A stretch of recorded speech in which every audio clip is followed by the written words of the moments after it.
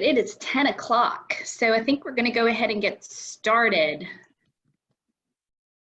I want to welcome everybody here today. I'm Bridget Massingill, President CEO of Thrive Regional Partnership. I want to start first. Thank you for pulling this up, Shannon. We have a slide here. When we host our live sessions, we'll often talk about being a good Post-it citizen, but today we're going to talk about being a good Zoom citizen. And so if you'll see on this slide, it will give you a little bit of a tutorial for those that aren't as comfortable. We're all starting to get into that comfort zone with Zoom. There's a mute button down at the bottom left. If you will mute yourself during the presentation, it'll tell you up top if you, or down low, it'll give you a slash to let you know if you're muted. Also, for those of you that might be more camera shy, you can turn off your camera down right next to it as well. What we would like to encourage you to do throughout this webinar is to submit your questions. Anything that may come up as you're listening to one of the speakers. Down at the bottom as well, there's a chat feature, and we encourage you to open that chat feature, enter your questions, and we will be moderating those questions at the conclusion of the webinar. And just let that be a live breathing place. We'll also be uploading links that may be mentioned during the presentation as well. So keep your eye on that chat box. You'll go on to the next, Shannon. I just want to briefly, for those that are not familiar with Thrive, welcome you. Our organization is centralized in the greater Chattanooga region. And our mission is to inspire responsible growth through conversation, connection, and collaboration. Such an interesting time that we are all in right now with an organization that is focused on really bringing people together around conversation and connection. And so we're thrilled that we can do that through our virtual platforms like what we're doing today. It's very important as to how we grow as a region and how we communicate and collaborate moving forward. Our footprint is the 16 county region, which is, Shannon, if you'll go to that next slide, it is Tennessee, Alabama, and Northwest Georgia. We have 16 counties. It spans 3 states. We have 79 municipalities and 2 connected watersheds, which was actually one of the main reasons for the footprint that we have, as well as the 1 million people that are traveling to and from work or to and from play throughout this entire region. Together we are stronger, and what a time for us to really talk about that and celebrate that during this COVID-19 crisis. You know, when we kind of look at the purpose of what this is, I want to thank our speakers that have agreed to join us today. We've always known that arts and culture is such a driver to our economy. If you don't have a local arts and culture asset, you don't have a way to celebrate that, you so quickly lose your identity and your sense of place and who you are. And so as we've been seeing this strange time unfold, we are seeing that the arts are coming to life in so many ways. It's bringing people together.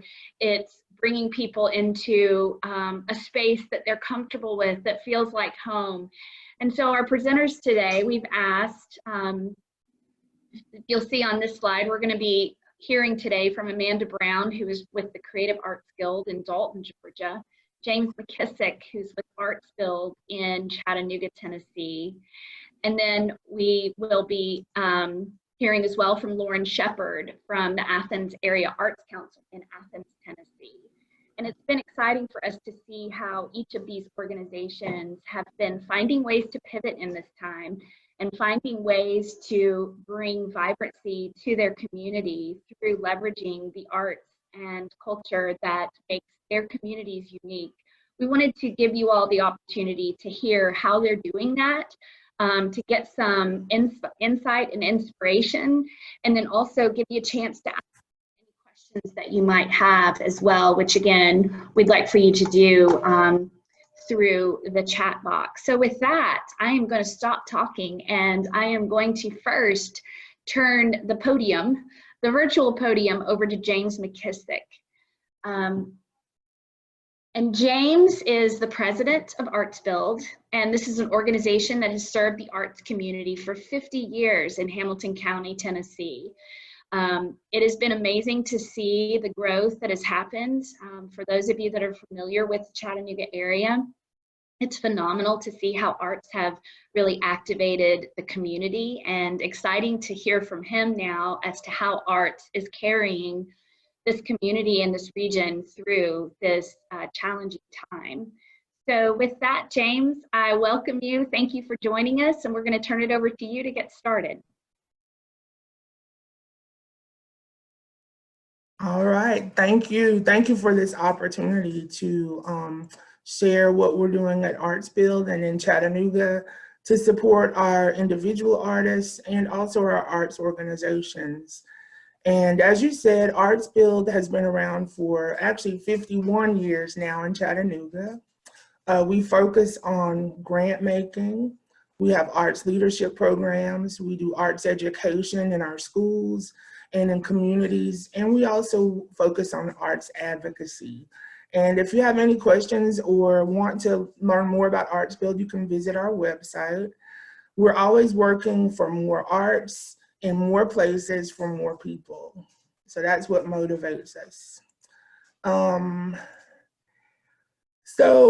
As I was thinking about the current situation with the coronavirus pandemic, I grew up in the 70s and 80s. And I guess early on, hip hop was a big influence in my life. And the first thing that came to my mind is the phrase, "This is the remix." Because if you listen to a lot of classic hip hop, there would be the one song that came out, and then there would be the remix. And they would always say, "This is the remix," as they led into it. And the remix might have different rhythms, different featured rappers, different vocalists. And as we began to go through this current situation, everything to me just kept saying, this is a remix. It's a remix of everything that we do as an organization. And it's a remix that has to respond and be immediately supportive of the organizations and the artists and individual artists in Chattanooga. So everything really changed, and our organization pivoted and began to really focus on the health and safety of our staff. We started planning and having meetings related to the future and the COVID-19 response weeks ago, deciding which information we would base our decisions on, closing our building fairly early and sharing that with other residents of our building, letting them know our plans and thinking through with them some of their plans. And then we also pivoted and began to really focus on supporting the local arts sector, individual artists and organizations through this crisis. And we're thinking well now and heavily about recovery. And this is one of my favorite things that I've seen online over the past few weeks. That I just thought I would share with you. If you think artists are useless, you know, try to get through your quarantine without us, right? So some of the challenges that we noticed, immediately everything stopped, which meant that earned income stopped for arts organizations, which then meant that individual artists lost their income because of canceled gigs and commissions and events. And that there was lots of confusion that we were hearing about the federal, state, SBA funding loans and how artists and nonprofits could apply. And early on, a lot of it was if artists and nonprofits could even apply. So some of the things that we've done, and this is just a mural that you can see in Chattanooga on Central Avenue by the artist Seven. But I'm just using it to pause and transition into the things that we've done. It's one of my favorite things to see as I drive around town. We created an emergency fund for artists. And to date, this fund has funded has funded 77 local Hamilton County artists with emergency grants of up to $500 each. This week, we anticipate that we will fund 17 more artists, well, 18 actually. We just heard from one additional one. So we'll send out 18 more checks on Friday. Right now, we've had to kind of pause the fund because the fund is depleted, but we do continue to raise money for it, and we will open it up again as soon as possible and to try to meet the ongoing need of the arts community. So here's some information about our arts emergency fund. You can see a breakdown of the different disciplines who've applied. You can see lots of musicians and lots of artists that practice multiple disciplines have applied. You can see the racial breakdown. We were really intent about collecting racial demographics because as we went week by week, we wanted to make sure that we were reflecting the demographics of Chattanooga and Hamilton County, but also this gave us clues to different communities and populations that we needed to kind of focus our outreach and information sharing on. And this last one is the communication method at the lower left-hand corner, where you can see how the word got out about the Arts Fund and how people learn to apply. Excuse me. Social media was definitely the biggest way that we shared information, and then a lot of word of mouth, as you can see too. But we had individual organizations. We had the local newspaper that was sharing, and lots of people sharing the information so that people would know to apply. The other thing that we did is we always had monthly meetings with the 20 arts organizations that we fund. And we switched from having just monthly meetings to doing a Zoom weekly meeting. And then we've opened these meetings up to the entire local arts sector. So it's open to organizations that we don't fund, plus individual artists as well. For example, this Friday, we're gonna have a workshop or a presenter who's gonna talk specifically about 1099 employees and artists and freelancers and how they can apply for unemployment, because this is the first time that they've ever been able to apply for unemployment as 1099 employees. And we've gotten lots of questions about that.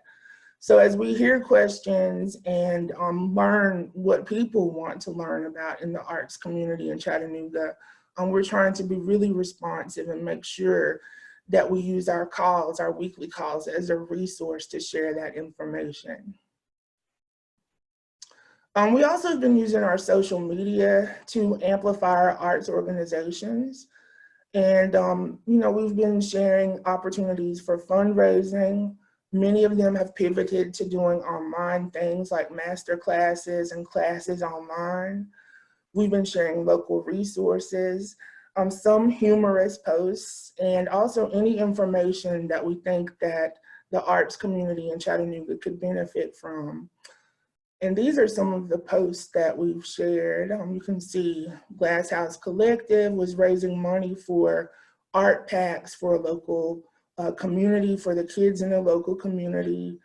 A museum has been asking people to recreate paintings with stuff that they have at home. That was a super funny and very popular post that we shared.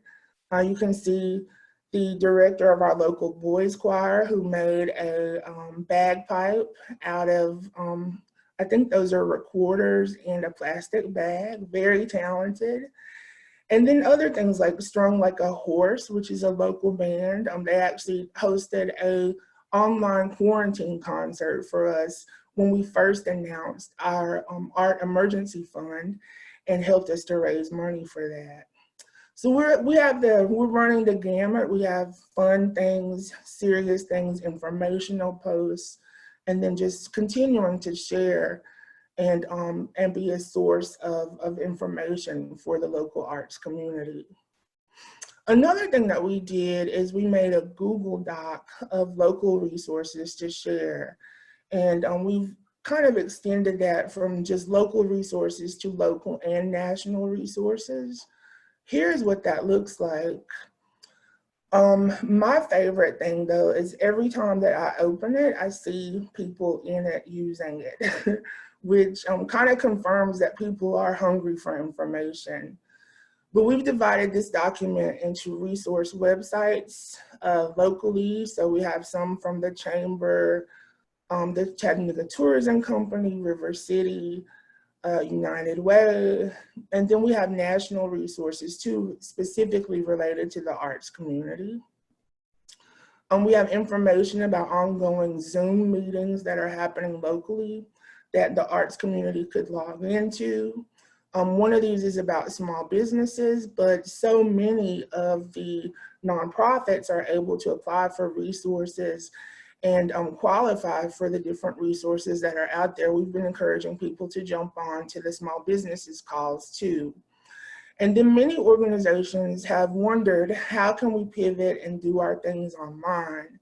So we have this list of resources about doing things online, which is excellent, about working, gathering, and teaching online. And then at the bottom, we have examples of organizations locally like Chattanooga Ballet, our virtual Hunter and Ava, who have pivoted to online as well.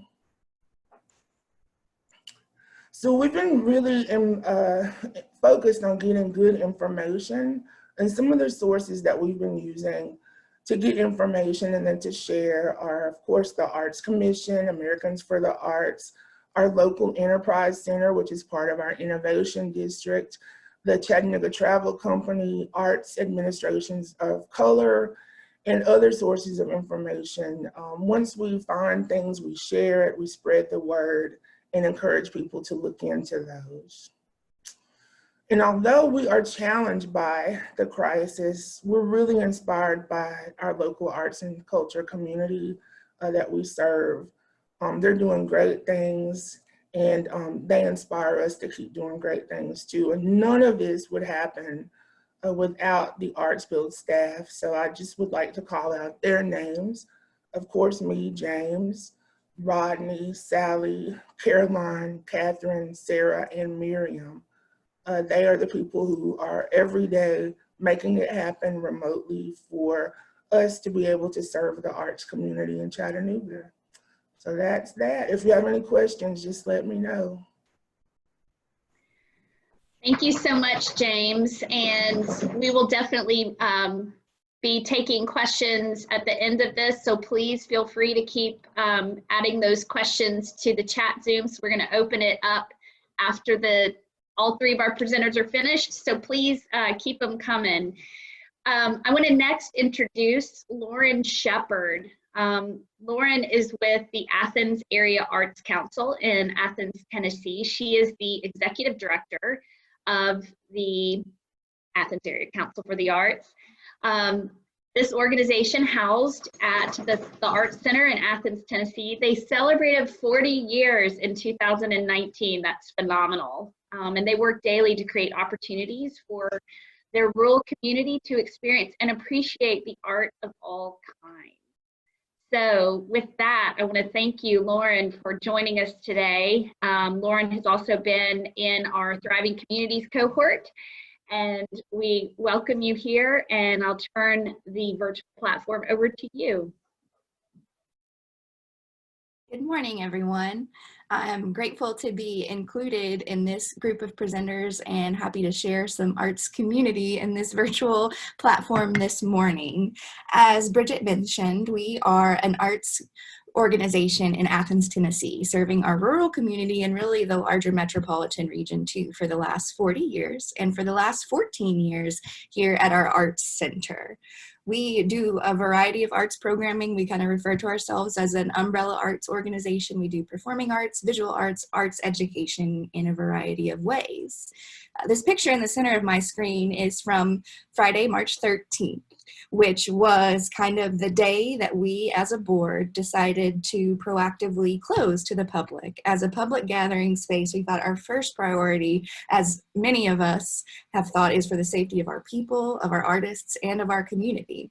It also happened to be the final contracted professional touring performance in our Black Box concert season. So that's actually my dad, who's our volunteer technical director. He was turning the lights off in our theater, and it was a really stark, poignant moment for me, because I thought, here we are moving into a new reality of arts programming. I love James's phrase, the remix. I'm going to start using that.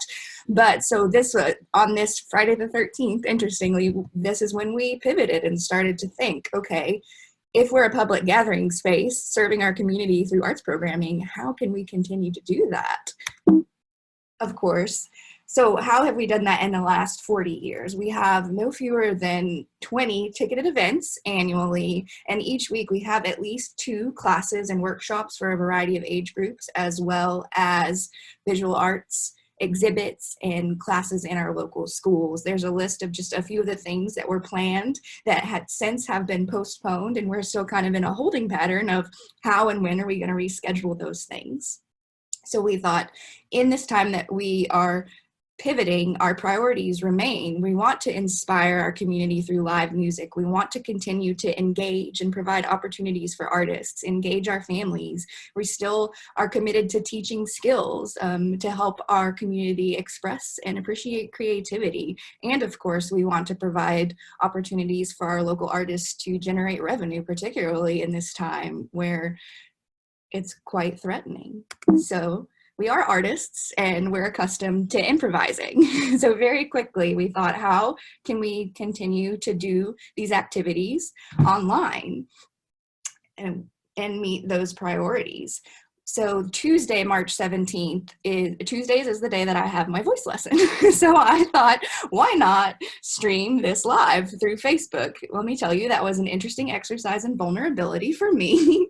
But also my voice teacher, who you see there raising her arm, is is a sought after vocal instructor in the area. And people who spend 30 minutes with her learn so much about technique and the science behind our voice and singing. So I thought it would just be a great opportunity, not so much to hear me sing live on Facebook, but to get a little glimpse into what you can learn in a voice lesson with her. And then pretty quickly, we just on the fly put together a week of instruction online on Facebook Live. You'll see we did a ballet bar, a lesson in modern calligraphy, and then a blind contour exercise with one of our drawing instructors. And I would like to point out, you can see the reach on those first 2 posts. We realized pretty quickly, growing almost by 50% in the second day, that this was resonating with people. So we decided it would be a program that we could continue. How did we do this on the fly?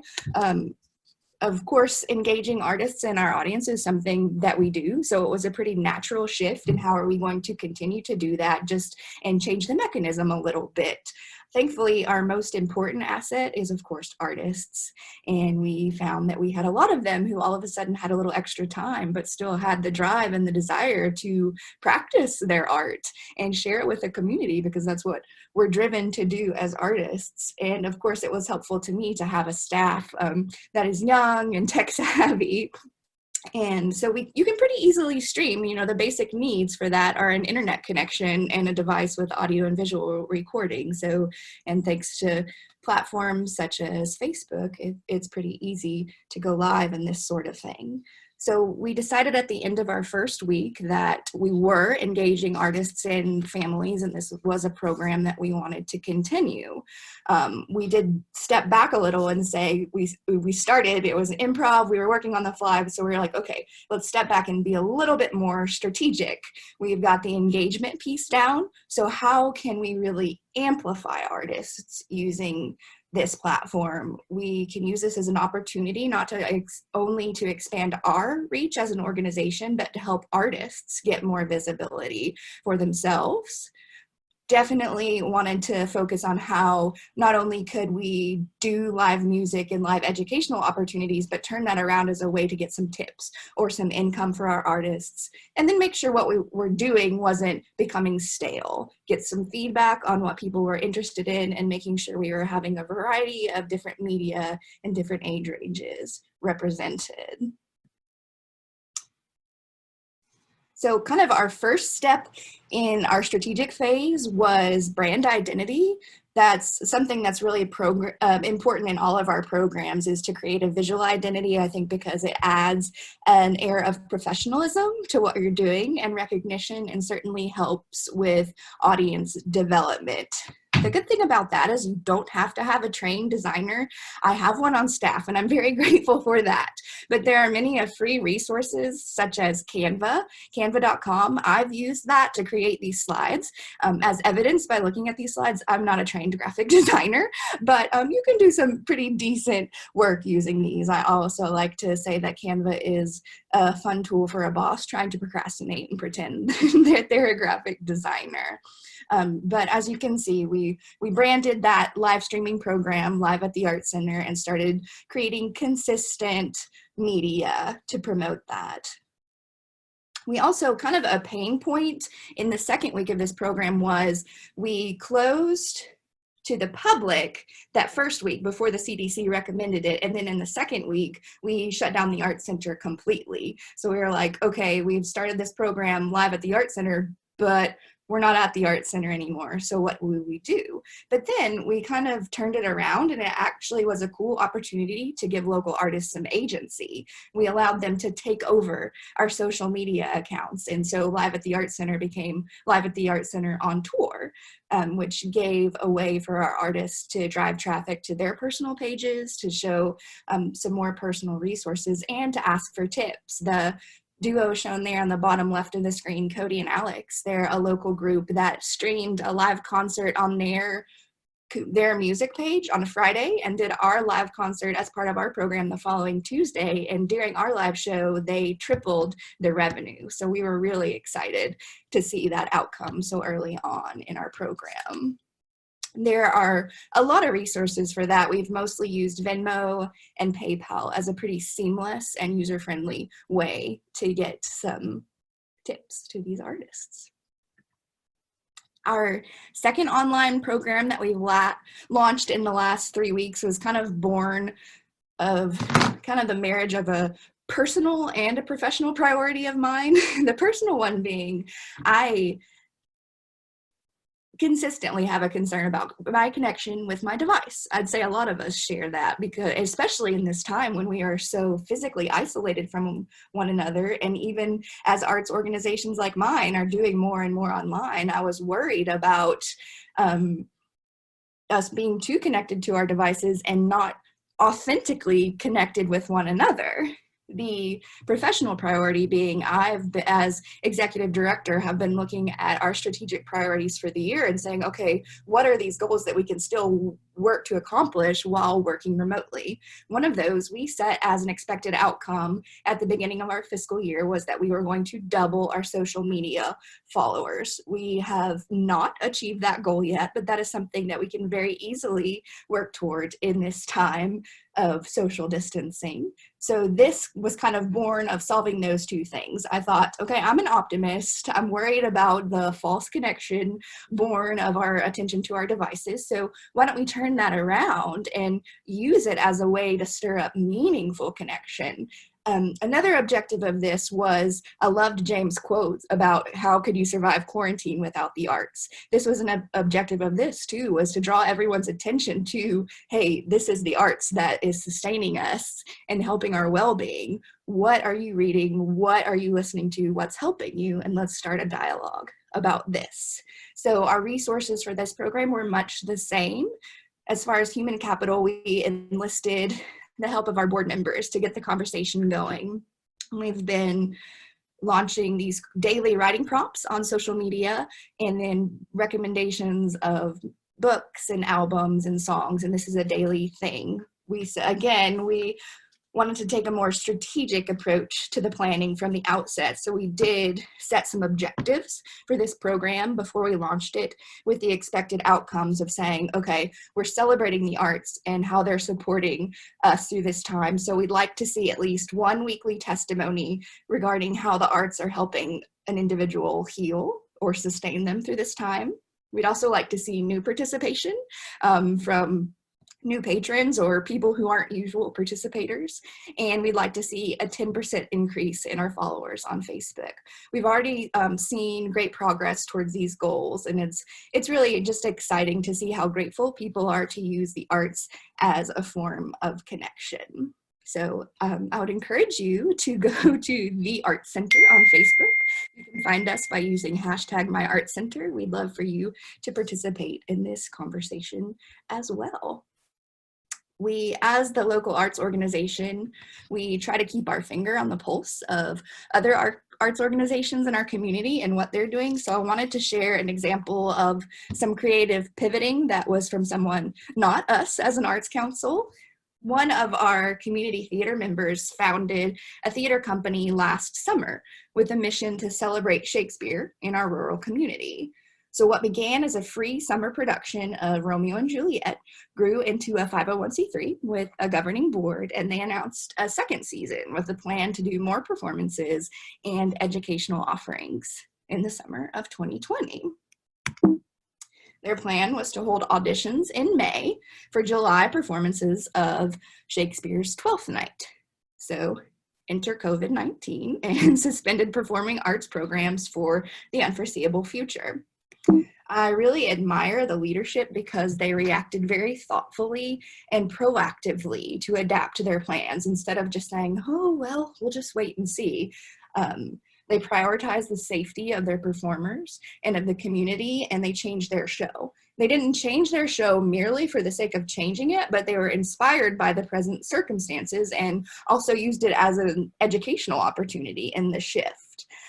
They began quickly communicating about the work that Shakespeare completed during the plague and announced that they had changed their show to King Lear, being that it was one of the works that the bard finished during that plague, the time he was quarantined during the plague, and is arguably one of his best tragedies ever written. So not only did they change their show, but they announced a shift to a socially distant performance of King Lear. What does that mean exactly? They're going to conduct auditions via video submission, and then they have 2 ways that they will produce this show, depending on how things progress with COVID-19. They will, of course, all of the rehearsals will happen via Zoom, which, as you can see, we're already using in the community theater realm, and it's an interesting challenge for theater. That's the one art where you're relying on reacting to a person in front of you in real time. So it's a learning curve for all of us, but that's a bit of a tangent. I'll return to my point. So what their socially distant performance of King Lear will look like, well, if conditions improve, that it will be a live performance to a limited audience spaced 6 feet apart and streamed live. Or if we're still in this enforced time of physical distancing, each actor will be their own camera person. They'll record the monologues and dialogues into a video, and the final cut will be streamed online. So I just think that was an inspired and really creative solution to help this young organization continue to fulfill their mission and grow to serve our community. Finally, just in reflecting on post-COVID-19 and this new era or remix that we're all living in, we've already begun refocusing to this new lens of arts programming. And while our live programming is in a holding pattern, we've started thinking ahead to how this era will affect our long-term strategic planning. So just kind of some initial ideas of what the impact on strategic planning might be. It's a good time to check in with our audience. We're all, I think, assessing what our priorities are. There's a lot that we miss, but maybe there's some things that we don't miss. So I think it's a good opportunity to have conversations with your patrons and say, okay, one, what do you miss most about the Arts Center or whatever your organization is, or to assess what priorities really are. I've also been hearing from a lot of artists So I think it's an important time to encourage the creative process.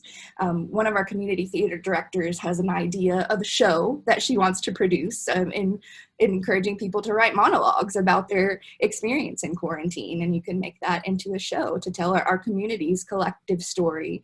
It's a possibility for some themed art exhibits or even public art.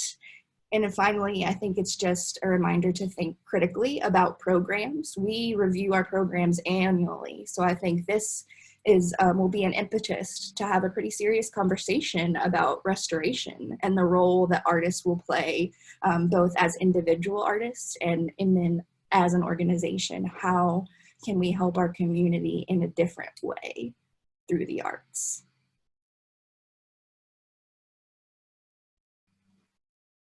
Awesome. Thank you so much, Lauren. This is great and exciting to see what you guys are doing up there and bringing some inspiration to the rest of us. Again, we're going to have some follow-up questions for you after.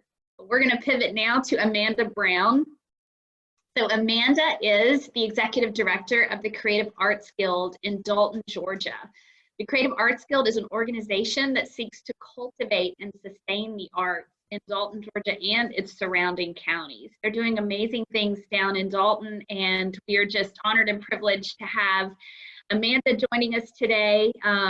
Dalton also is our thriving community alumni, and we are thrilled to hear all the great things that are happening with your shop and how you're bringing arts to life in Dalton during this time.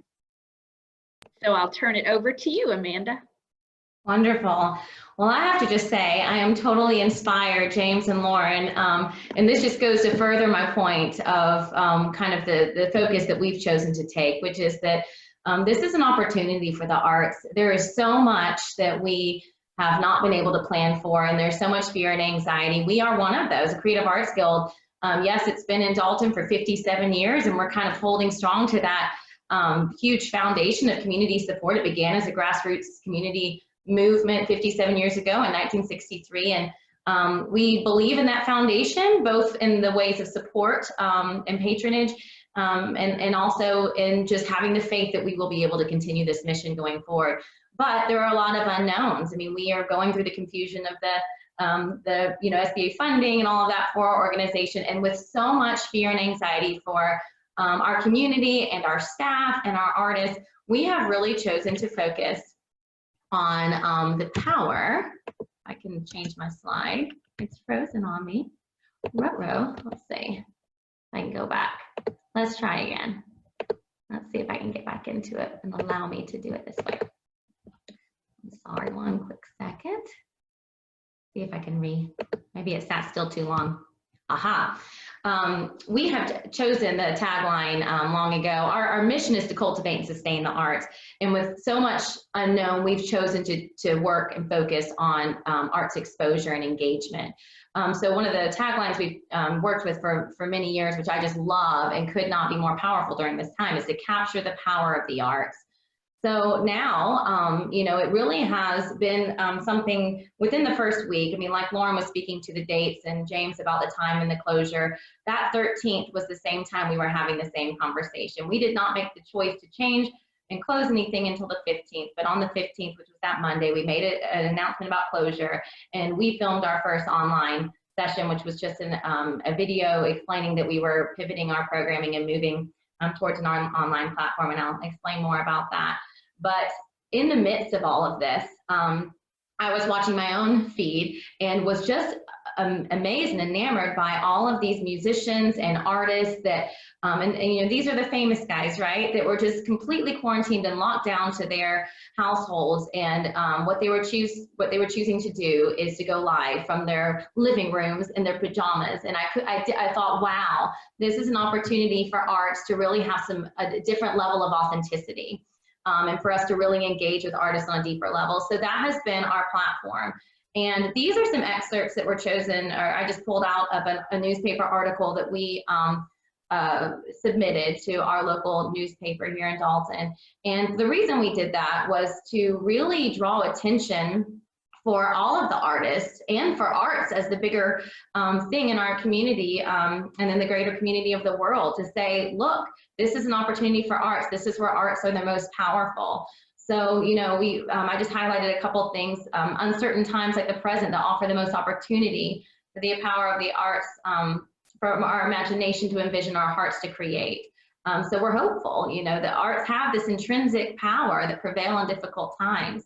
Lauren and James both alluded to this, but artists are by nature flexible, creative thinkers, and in uncertain times become the leaders.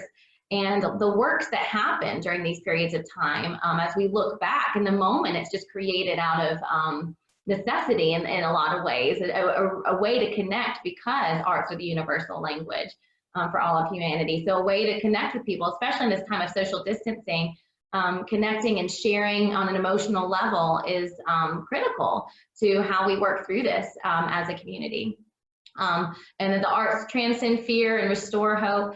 And then, you know, so we sent this message, and I'll say this one thing. This was probably the most inspirational to me, is when I started to see in Italy, and this was weeks ago, people just going out to their balconies and singing and sharing in community, and people joining in and bringing out their instruments. And that to me was like, wow, we have a really powerful moment, and we have a captive audience of all these people that are stuck at home and are looking for ways to connect. Now is our time to really focus on sharing the power of the arts with everyone. So we also encourage at the end of this article, and I have the link if you're interested in reading the rest, this was also our public statement about how we were changing our programming and everything. But to just kind of suggest that everyone have an opportunity to also tune into themselves and to maybe find the inner artist, because as Lauren and James both kind of alluded to, there are people who have not had the same engagement with the arts community that they might have the opportunity to now have in this moment. So how can we show them that arts are indeed a part of their everyday life? It's the same conversation we have every day, but we have a different perspective and lens to show that through. So our immediate launch, and we felt like Facebook was our best model to start this off on. We have a great engagement there already. We've been building it over many years. And we've started some new things already earlier in the year, not knowing what we were heading into, that have now taken shape. So we are a nonprofit organization that we have 2 different facilities. We have 5 different educational departments. We have more than 500 students in and out of our facilities throughout the week in all different areas. And so keeping those people engaged. Now, you know, the tuition dollars, that's a whole nother thing. But in the meantime, how do we keep them engaged and you know, maybe even engaged in a way where they're looking at a different discipline than they study with us, and looking at the connections between disciplines and things like that. So we launched this series called the Noon Art Series. So every day at the noon hour, Monday through Friday, we have a live stream, and it rotates through our staff of all different disciplines. Mondays are a focus on mindfulness with exercises and meditations to awaken creativity across all disciplines. So we've done journaling, we've done contour line drawing, bringing awareness and attention together into that act of mindfulness, and how that connects to art and how that connects to yourself and the expression of where you are in the moment, which is really therapeutic, especially you know, in times like these. So just kind of demonstrating how arts have that intrinsic healing power. Music Play Tuesdays is a focus for both kids classes and then concerts. So we have all of our music instructors are taking turns going live. We also have local musicians that are tuning into this. And much like Lauren was saying, trying to pivot this now to highlight the artists that are in our community doing this work in this time. We've had such tremendous response, and the artists are eager to share too, and so that's really been exciting. Walk With Me Wednesdays have been tours. We started with our own gallery in our sculpture gardens, but what we're really excited about this Wednesday, actually, we are going all the way to Savannah, Georgia, and we are touring the studio of an artist that has exhibited with us and that we worked with on a local commission for one of our hospitals, and she works in fiber arts, of course, Dalton being the carpet industry. She does textiles, and it's just, she has a great following. So we're following into her studio, but we're, you know, again, breaking down the barriers. And I worked with a theater group once in Denver before I moved back to Dalton, and you know, they pivoted their model of trying to get to that performance quality, and they had open rehearsals and open studio, where the performance was people coming in and watching that creative process, and the response to that was so rich. So all of these are ways to kind of break down that fourth wall, to use a theater term, but you know, to invite people into the active work of an artist. So Walk With Me Wednesdays are really pivoting and turning more towards having individual artists kind of tours through their space and their process. We also have our festival that we're coming up to in September, where we host a variety of artists coming all to the Guild, and not knowing what that's going to look like. Hopefully by September we're through and we're ready to go forward. But in the meantime, we are talking about trying to reach out to some of those artists and having them lead us on some tours too, to then drive some maybe additional purchases to their tents when the festival does come around, because there's already a familiarity. And I think when people fall in love with the process of an artist, they appreciate the art that much more. It gives them context. So Tandu Thursdays are a ballet bar, stretching the mind and body, and Family Fun Day Fridays are rotating right now between an arts activity you could do with your family. And then we also have a culinary arts department. And so our chef, actually Friday, if you want to learn how to make a flourless chocolate cake, she'll be online doing that as well. Sculpture Garden Saturdays, we are in the middle of this huge renovation and addition project for our sculpture garden. We're adding 13 new sculptures by the end of the year and bringing our grounds up to 50 sculptures. And it's really been a sad thing too at this time, when we were supposed to have an event on the 26th to celebrate this, to now be kind of put on hold with this year ahead. But it's the 10th year of our sculpture garden, which is why we're doing a big celebration too. So we've chosen every week to highlight a sculpture or two and share. There's YouTube videos that we have already created that we can share up online. And then we're going to start to do some sneak peeks of our new pieces, which are being delivered by the day. And then Sundays, we focused on turning the perspective outwards and share. So sharing means caring Sundays, but we're focusing on sharing what other arts organizations and artists are doing in our community during this time. So that's been fun. So here are just kind of, if you go to our Facebook page, you can go back and see now 3 weeks worth of material. And these are just kind of some screenshots from the page that show all the different disciplines and activities that we're offering. So, and again, we are going live every single day. Today we have a concert at noon. So if you want to tune into that, you're welcome to do that as well. And we, I have hashtag #NoonArts up here. You know, we're all interested in ways that we can connect. We also have our piece that we were trying to launch into a new engagement piece this year as well, and really highlight who we are. And again, I think we have a unique opportunity in this time.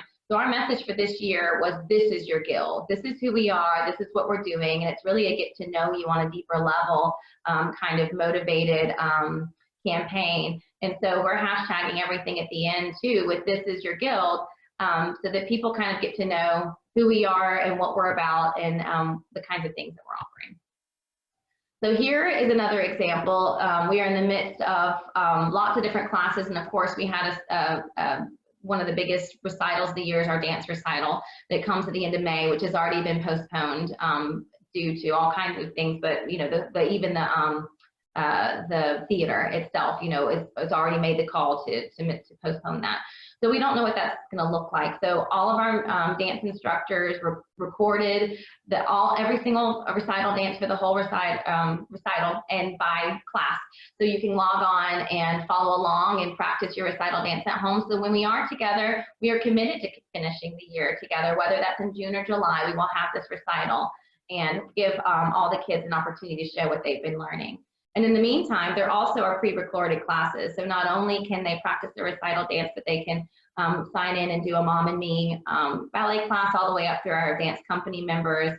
And for some of the more advanced classes, in addition to the weekly live, we do have you know, some new postings happening every week to kind of engage people. So the dance department launched a new YouTube channel. We also have our main guild YouTube channel that we had.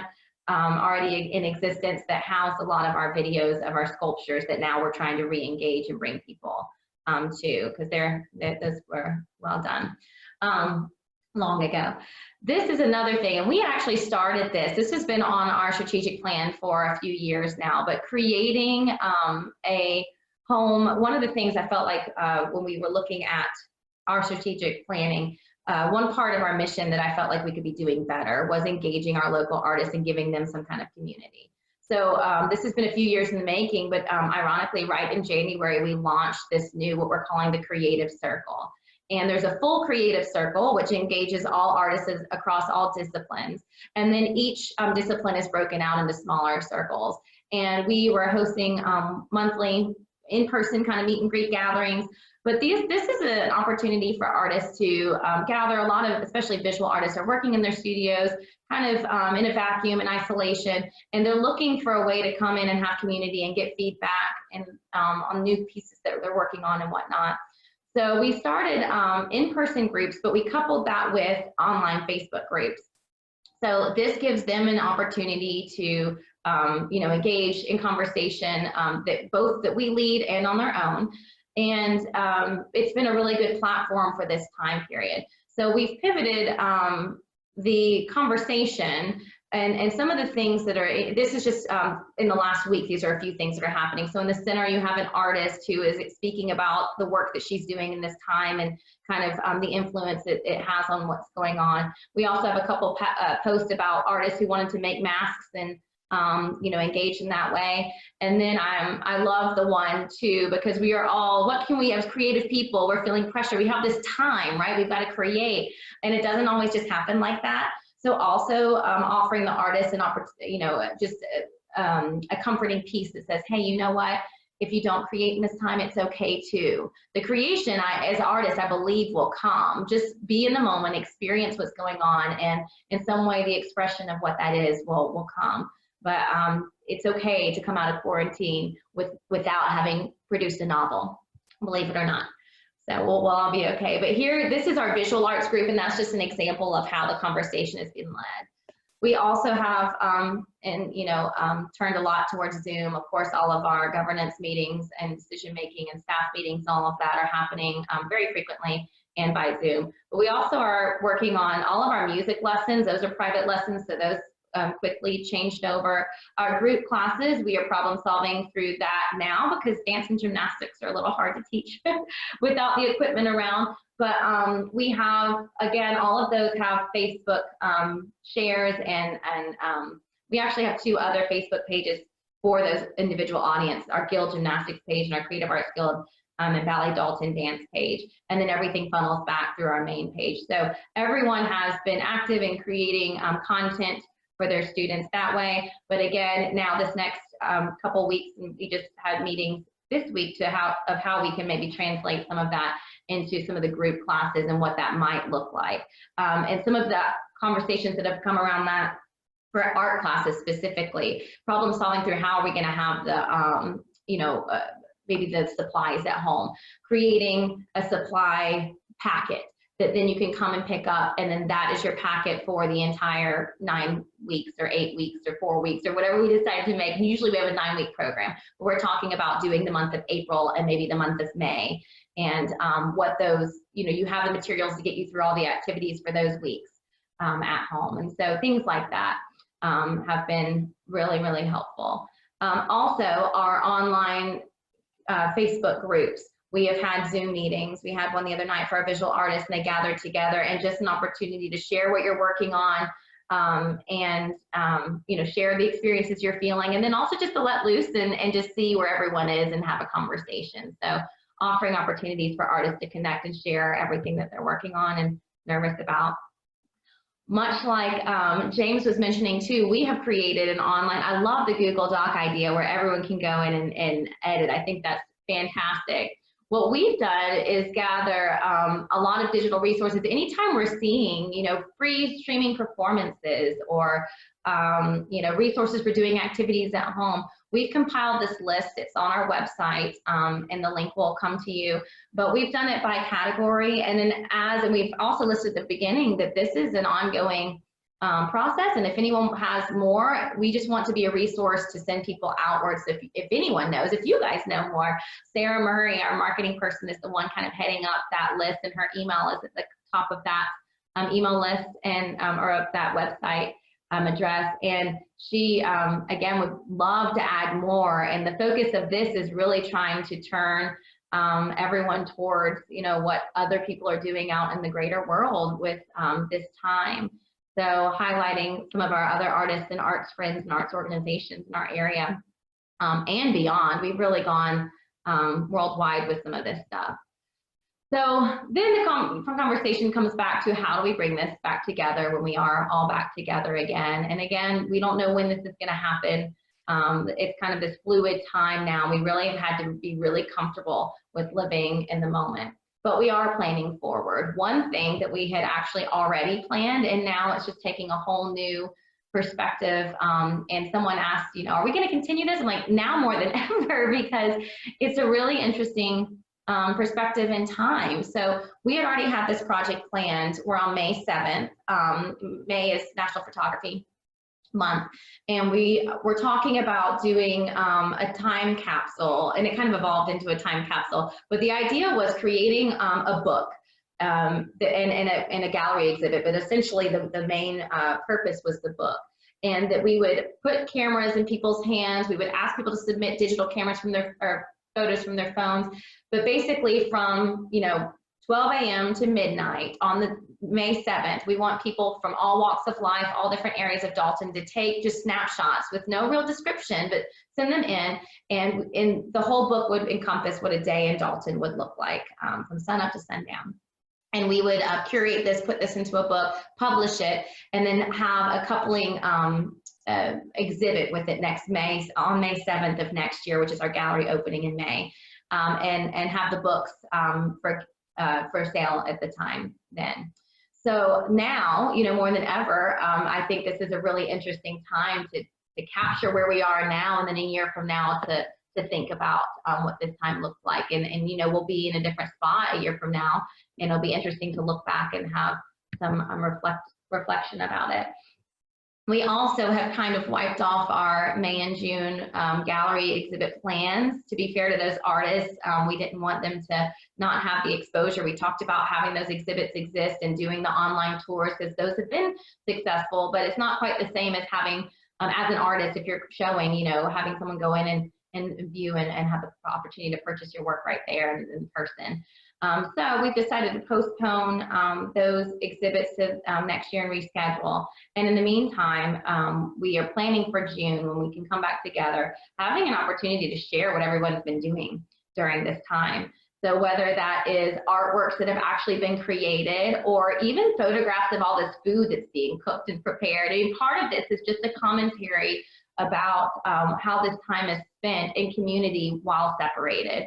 And how we've chosen to get creative with that. So that is an exhibit we are planning for June. And again, in everything we're doing, just trying to really highlight the power and the opportunity that is, trying to be hopeful, have a great perspective about where this is. Yes, we all have fear and anxiety about the unknowns, but in the end, we will all get through this. We're stronger together.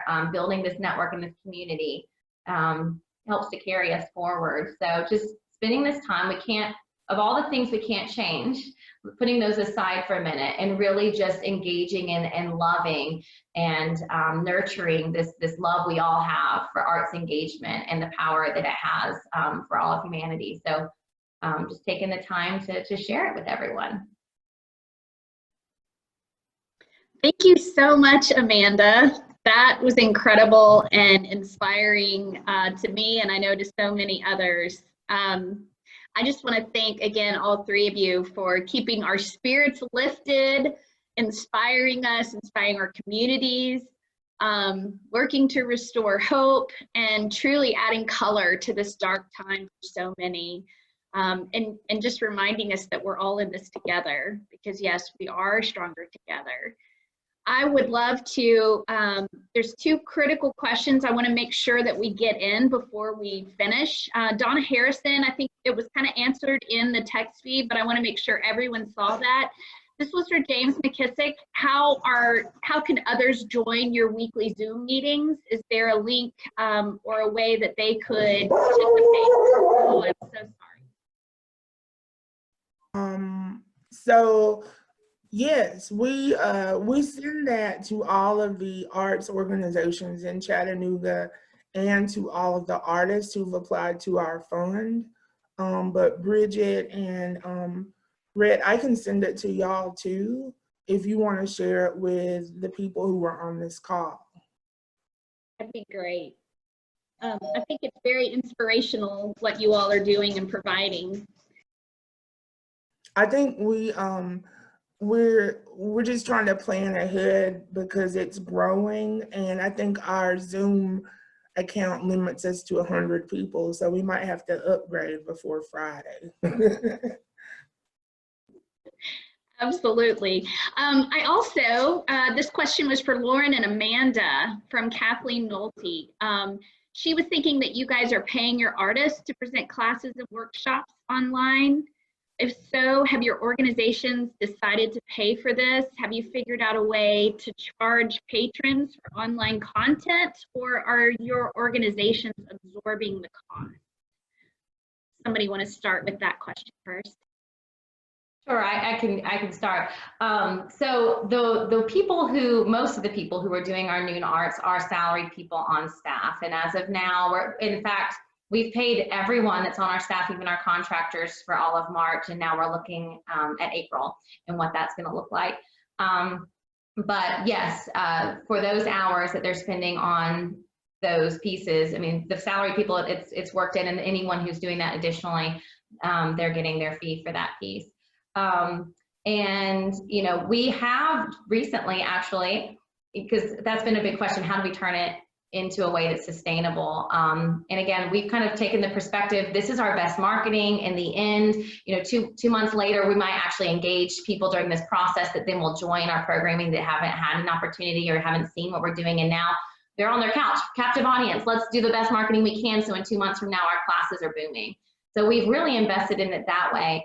But we also have started putting at every live feed, you have the opportunity to say support a local organization. And we've just popped the donate button for the Creative Arts Guild up on all of our live feeds and said, hey, if you like what you're doing and you can, you know, support us by a donation, we would greatly appreciate your support in helping us cultivate and sustain the arts.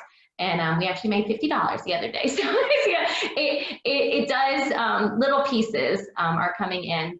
Additionally, one of the things we're trying to problem solve about our class structure is if we offer a group class now on Zoom, we are talking about trying to do a registration. So we have our free content that will continue, but if people want more, a weekly lesson, then maybe they would register and they would get that password to Zoom through the registration. So we could kind of, you know, hold that piece and again, each department's going to be a little bit different as to how we can offer those lessons, but those are our problem solving pieces at the moment. Sure. Lauren? Pretty similar for the Arts Council. The staff members who are conducting the live streams are being paid. I have a board meeting Thursday, but my goal is to continue to pay the staff at their base pay, at least through May, in this time of uncertainty. We have the artists who have done concerts or sing-alongs. The means for generating revenue for that has been to use their personal Venmos or PayPals, and we have seen people contribute and tip those performers, so that leaves our art instructors who have all signed on and agreed to do it as volunteers. My plan, though, we do have some sponsorship money that we've already received that was for arts programs that won't happen this fiscal year due to the physical distancing. So my plan is to send those funds as an honorarium at the end of this program to those teachers. One thing that one of my staff members has been looking into, and I won't pretend to be an expert on this at all, and someone on this webinar might know more than I do, there's a website called Patreon, which seems to me to be a subscription service, I think primarily for individual artists. So we're doing some research into that, particularly if our final community theater show, Hamlet, isn't able to be performed live. I think that might be a way for us to record it and have people pay for a subscription to this and then stream it. So that's another option in addition to Zoom. Okay, great. Well, we've gone just a little bit over our time. I want to also thank our strategic partners that help to power our work at Thrive and the communities in the Southeast Tennessee, Northwest Georgia, Northeast Alabama. That's the Lyndhurst Foundation. We thank you for supporting our ability to convene the power of arts and communities and our communities across this tri-state region. We know that you all are the secret sauce to a vibrant economy when we come out of this, and we're just encouraged and excited and want to be here to help support you as you continue to grow our economy through this difficult time.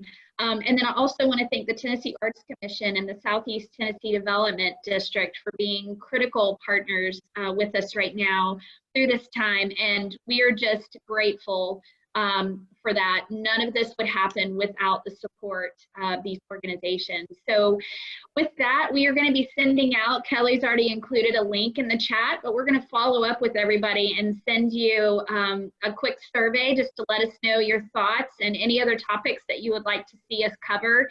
I am so grateful to our presenters. You all have filled us with inspiration, and I wish we had more time to dig into so many questions that are out there. But we appreciate your time. We encourage everybody to continue supporting the arts however you can through this time, and just appreciate all that you have to bring into this region and the color that you're bringing to this dark time.